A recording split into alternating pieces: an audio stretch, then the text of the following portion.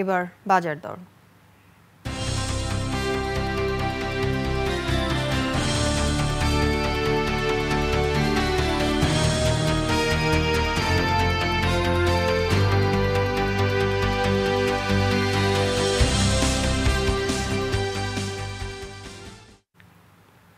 দর্শক, আজকে নিত্যপণ্যের বাজার দর জানাচ্ছেন সিরাত আল মুস্তাকিম। জীবন অবাক না করলে কে করবে? 28% মিল্ক ফ্যাটের অবাক করার সাথে ফ্রেশ মিল্ক পাউডার। জীবন অবাক করুক প্রতিদিন। আমরা এই মুহূর্তে আছি রাজধানীর কারণ বাজারে, জানবো বিভিন্ন নিত্য প্রয়োজনীয় পণ্যের আজকের বাজার দর।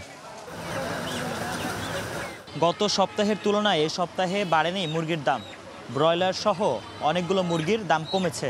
গত সপ্তাহের তুলনায় এই সপ্তাহে আপনার সোনালিটা গেছে সপ্তাহ রেটে আছে 280-90 টাকা, আর আপনার ব্রয়লারটা গেছে সপ্তাহে এই সপ্তাহ 10 টাকা কম।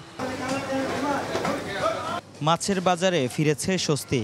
গত সপ্তাহের তুলনায় এ সপ্তাহে প্রতি মাছে দাম কমেছে 20 থেকে 30 টাকা।